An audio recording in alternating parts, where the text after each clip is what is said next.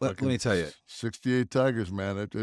That saved, probably saved me from more post-traumatic stress than I deserved.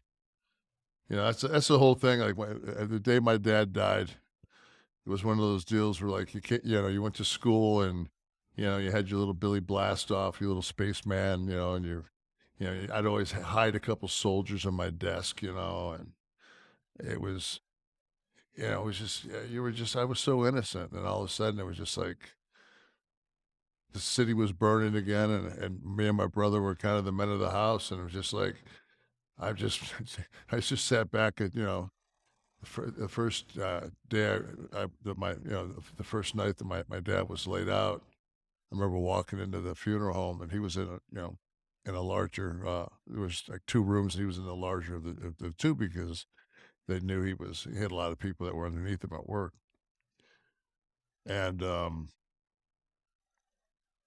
I remember walking in and seeing the outline of my dad's face, like from, you know, probably, I don't know, maybe 70, 80 feet, and just seeing, hmm you know, the outline of my dad's face, you know, in this casket.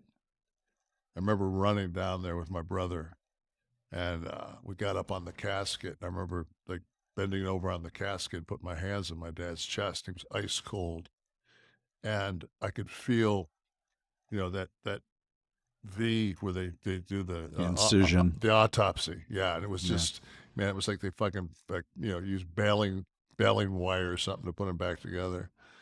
And I just remember just saying to myself, like, and by the time that week was over, I mean, I went to school. I had a fucking 3-inch ash on the end of my fucking cigarette. I said, You fucking dick. fuck, man. This fucking shit ain't what it's got out to be. You know, I heard Bruce Springsteen talking about, he was talking to a friend of his about having uh, kids in a world of privilege, you know, being famous and rich and, you know, well-to-do and safe areas and all that stuff. And he was talking to his friend and he said, man, maybe we just shouldn't give him as much as we do. And he said that his friend struck a nerve when he said, no.